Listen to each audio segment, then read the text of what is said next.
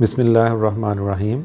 अस्सलाम वालेकुम dear viewers. आज की जो वीडियो है इसके अंदर हम एरोमेटिक इलेक्ट्रोफिलिक सब्स्टिट्यूशन रिएक्शंस के हवाले से जो हमारी डिस्कशन है उसी को कंटिन्यू करेंगे और इसकी पहली एग्जांपल जो कि हैलोजिनेशन ऑफ बेंजीन है उसको हम डिस्कस करेंगे और हम देखेंगे कि बेंजीन में अगर हम जो हाइड्रोजन है उसको कैसे सब्स्टिट्यूट किया जा सकता है विद एनी हैलोजन, और हम स्पेसिफ़िकली क्लोरीन, ब्रोमीन और आयोडीन इनकी एग्जांपल्स को स्टडी करेंगे as far as aromatic electrophilic substitution is concern.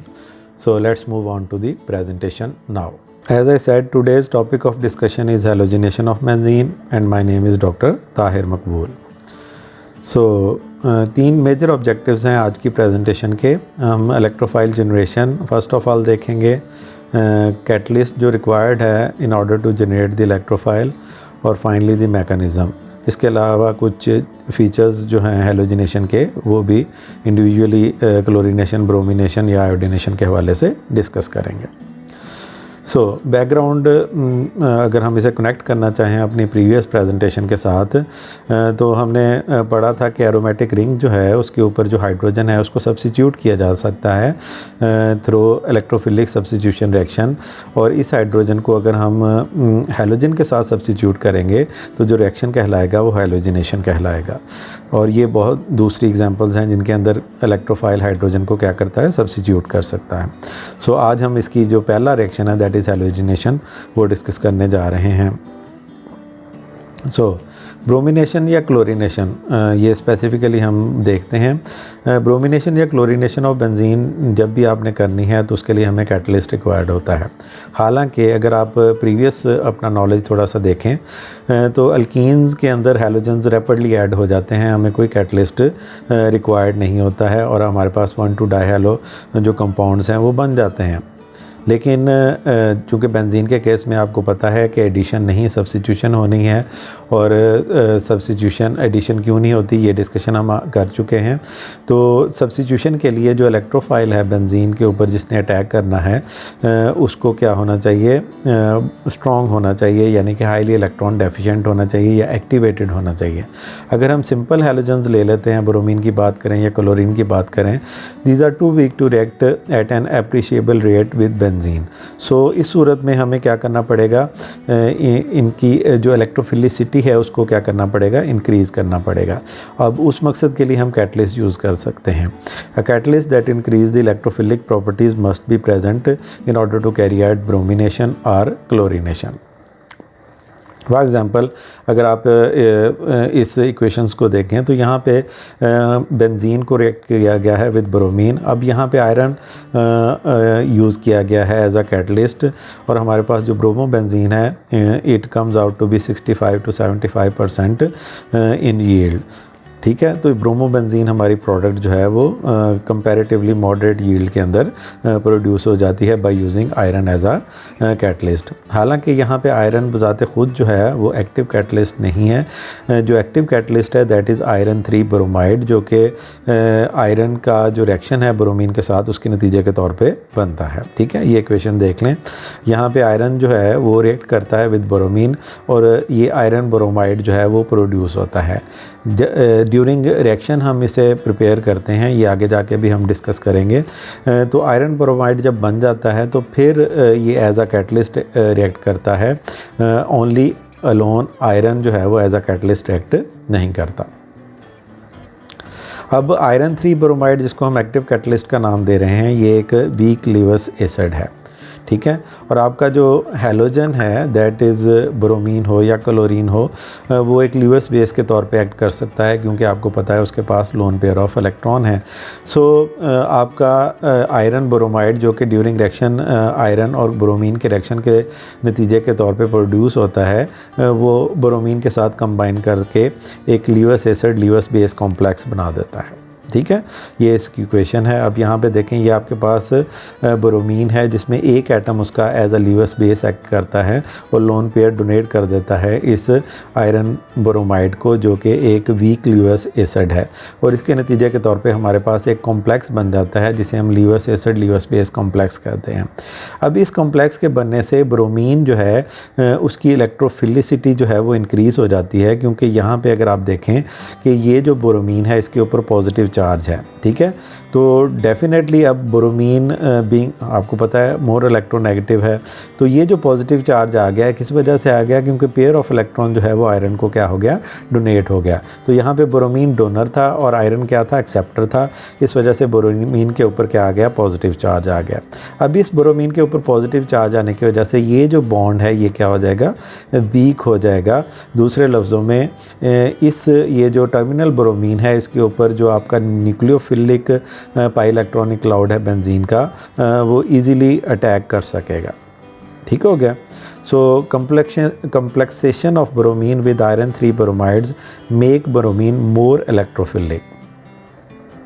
So mechanism देखते हैं, ये चीज़ तो हम डिस्कस कर रहे हैं ब्रोमीन की एग्जांपल के अंदर कि सबसे पहले ल्यूअस बेस यानी कि आपका ब्रोमीन जो कि रिएक्शन में मौजूद है और ल्यूअस एसिड आपस में मिलके ल्यूअस एसिड बेस कैटलिस्ट बनाएंगे, और उसके बाद जब ये कॉम्प्लेक्स बन जाएगा तो ये कॉम्प्लेक्स जो है इसके अंदर ब्रोमीन इतनी इलेक्ट्रोफिलिक है कि बेंजीन इसके ऊपर आसानी से क्या कर सकती है, अटैक कर सकती है। तो ये पाई इलेक्ट्रॉनिक क्लाउड इस पर ब्रोमीन पे अटैक करेगा, ये बॉन्ड वीकर होने की वजह से ये ब्रेक हो जाएगा और इस ब्रोमीन के ऊपर शिफ्ट हो जाएगा, जिसकी वजह से आपके पास आयरन ब्रोमाइड FeBr4 नेगेटिव बन जाएगा।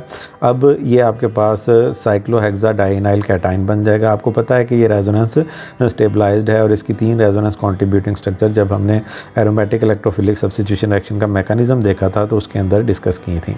तो बाकी मैकेनिज्म, जनरल मैकेनिज्म वही सेम है। तो बेस जो है जो कि सॉल्वेंट भी हो सकता है और इटसेल्फ आयरन ये जो FeBr4 भी हो सकता है। तो ये हाइड्रोजन को क्या करेंगे, रिमूव करेंगे और आपकी प्रोडक्ट में जो एरोमेटिक करैक्टर है वो रिस्टोर हो जाएगा और प्रोडक्ट जो है वो बन जाएगी। तो अगर हम कैटलिस्ट जो आपका बेस है उसको जिसने प्रोटॉन को एक्सेप्ट करना है उसको B से रिप्रेजेंट करते हैं, तो हम इलेक्ट्रोफाइल जनरेशन के लिए, रीजनरेशन के लिए ये इक्वेशन लिख सकते हैं, जिसके अंदर आपका जो बेस है जिसने प्रोटॉन एक्सेप्ट किया है, अब वो प्रोटॉन क्या करता है, उससे रिमूव होता है और आपका कैटलिस्ट आयरन ब्रोमाइड जो है, आयरन 3 ब्रोमाइड, ये रीजनरेट हो जाता है और बेस भी क्या होता है, रीजनरेट हो जाता है। सो क्लोरीनेशन के हवाले से बात करें तो मैकेनिज़्म जैसे ब्रोमिनेशन का है वैसे ही क्लोरीनेशन का है। फ़र्क सिर्फ इतना है कि क्लोरीन के केस में हम आयरन ब्रोमाइड की बजाय आयरन क्लोराइड जो है वो as a catalyst, active catalyst act करेगा। यहाँ पे भी हम आयरन और क्लोरीन इस्तेमाल करेंगे और रिएक्शन मिक्सचर के अंदर ही आयरन क्लोराइड बनेगा जो कि एक्टिव कैटलिस्ट के तौर पर एक्ट करेगा। और बाकी जो स्टेप हैं वो सिमिलर हैं जैसे कि मैं पहले ब्रोमिनेशन के अंदर बता चुका हूँ। सो आयरन ब्रोमाइड, अब क्वेश्चन जेन में आता है कि आयरन ब्रोमाइड या आयरन क्लोराइड हम डायरेक्टली कमर्शियली भी अवेलेबल हैं, हम इनको क्यों नहीं इस्तेमाल कर लेते। तो यहाँ पे प्रॉब्लम ये आता है कि आयरन क्लोराइड या आयरन ब्रोमाइड जो हैं ये मॉइस्चर के साथ रेडिली रिएक्ट कर जाते हैं। हाइग्रोस्कोपिक होने की वजह से ड्यूरिंग हैंडलिंग जो है क्या होता है कि इनका रिएक्शन हो जाता है विद मॉइस्चर, जिसकी वजह से इनकी कैटालिटिक एक्टिविटी क्या हो जाती है, इनहिबिट हो जाती है। दूसरे लफ्ज़ों में ये इनएक्टिवेट हो जाते हैं। सो अपने कैटलिस्ट को बचाने के लिए, उसको एक्टिवेट रखने के लिए, उसको इनएक्टिवेशन से बचाने के लिए फिर हम क्या करते हैं कि आयरन ब्रोमाइड या आयरन क्लोराइड जो है वो रिएक्शन मिक्सचर के अंदर ही प्रोड्यूस कर लेते हैं। ठीक है, तो उसके लिए हम क्या करते हैं, आयरन और आयरन फिलिंग्स इस्तेमाल करते हैं अलॉन्ग विद ब्रोमीन या क्लोरीन, जो कि रिएक्शन के अंदर हमें वैसे भी चाहिए होती है। ठीक है ना। तो सबसे पहले आयरन और आपकी ब्रोमीन आपस में रिएक्ट करते हैं, आयरन ब्रोमाइड या आयरन और क्लोरीन रिएक्ट करके आयरन 3 क्लोराइड बना देता है जो कि एक्टिव कैटलिस्ट के तौर पे एक्ट करता है। आयोडीनेशन के हवाले से जो जो आपका इलेक्ट्रोफाइल है आयोडोनियम आयन, जो हम जिसे हम कहते हैं, जिस तरह क्लोरीन के केस में क्लोरोनियम है, ब्रोमीन के केस में ब्रोमोनियम है, इसी तरह आयोडीन के केस में जो इलेक्ट्रोफाइल है दैट इज़ आयोडोनियम आयन, इसको जनरेट करने के लिए हम आयोडीन को ट्रीट करते हैं किसी ऑक्सीडाइजिंग एजेंट के साथ। फॉर एग्जांपल नाइट्रिक एसिड है, तो यहाँ पे नाइट्रिक एसिड जो है आयोडीन के साथ रिएक्ट करता है और आपके पास जो कैटलिस्ट है उसको क्या कर देता है, प्रोड्यूस कर देता है। फिर ये कैटलिस्ट जब जनरेट हो जाता है तो उसके बाद इसका बेंजीन के साथ रिएक्शन और उसका मैकेनिज़्म क्या है, वो बिल्कुल आइडेंटिकल है जैसे कि जनरल मैकेनिज़्म है या प्रीवियसली हम ब्रोमिनेशन या क्लोरीनेशन के केस के अंदर डिस्कस कर रहे हैं। सो आयोडोनियम आयन बनने का जो स्टेप है वो डिफरेंट है क्लोरोनियम आयन या ब्रोमोनियम आयन बनने से। बाकी जो मैकेनिज़्म है दैट इज़ सेम, आइडेंटिकल। ये मैकेनिज़्म है, आपकी सहूलत के लिए लिख दिया है, इसको देख लीजिएगा। सो क्लोरीनेशन, ब्रोमिनेशन हम देख आए हैं। आयोडीनेशन और फ्लोरीनेशन को आपको बहुत ज़्यादा लिटरेचर नहीं मिलता, बहुत रेयरली परफॉर्म की जाती है as far as benzene is concerned, क्योंकि आयोडीन के केस में आयोडीनेशन का जो रिएक्शन है वो स्लो होता है और इक्विलिब्रियम जो है वो हमारी प्रोडक्ट साइड पे बहुत मिनिमम लाई करता है, इसलिए हम आयोडीनेशन डायरेक्ट जो है बेंजीन के थ्रू इलेक्ट्रोफिलिक सब्स्टिट्यूशन उसको क्या करते हैं, अवॉइड करते हैं। सिमिलरली फ्लोरीन जो है वो बहुत ज़्यादा रिएक्टिव है, बहुत ज़्यादा रिएक्टिव होने की वजह से जो हमारा रिएक्शन की हैंडलिंग है या रिएक्शन को कंट्रोल करना वो हमारे लिए क्या हो जाता है, डिफ़िकल्ट हो जाता है। इसलिए हम फ्लोरीनेशन जो है वो through electrophilic aromatic substitution reaction क्या करते हैं, अवॉइड करते हैं और इसकी कम एग्जांपल आपको लिटरेचर के अंदर मिलती हैं। सो एराइल फ्लोराइड या एराइल आयोडाइड्स अगर आपने बनाने हो तो नॉर्मली हम इसको फंक्शनल ग्रुप इंटर कन्वर्जन या फंक्शनल ग्रुप ट्रांसफॉर्मेशन के ज़रिए प्रिपेयर करते हैं और इसके लिए हम मुख्तलिफ starting material like aryl amines जो हैं वो यूज़ करते हैं और उनको फिर क्या कर लेते हैं, फंक्शनल ग्रुप ट्रांसफॉर्मेशन के ज़रिए कन्वर्ट कर लेते हैं इनटू आयोडीन या फ्लोरीन और जनरेट कर लेते हैं एराइल फ्लोराइड या एराइल आयोडाइड्स। ठीक हो गया। चलें जी, तो हैलोजनेशन के हवाले से ये छोटा सा लेक्चर था। उम्मीद है कि हमने इसके जो रिक्वायर्ड या बेसिक जो ऑब्जेक्टिव्स हैं वो अचीव कर लिए होंगे। हमने इसके जो कैटलिटिक जो इलेक्ट्रोफाइल जनरेशन है वो भी डिस्कस कर ली और स्पेसिफिकली आयोडीनेशन, फ्लोरीनेशन, क्लोरीनेशन और ब्रोमिनेशन चारों को सेपरेटली भी डिस्कस कर लिया। ठीक है, उसका मैकेनिज़्म भी देख लिया। इस हवाले से अगर कोई क्वेश्चन हो तो आप कमेंट्स के अंदर पूछ सकते हैं। अगर आपको कोई चीज़ क्लियर हुई हो या आपके नॉलेज में इजाफा हुआ हो तो चैनल को सब्सक्राइब करना ना भूलें और बेल आइकन को भी प्रेस कर दें। अल्लाह हाफ़िज़, फ़ी अमान अल्लाह।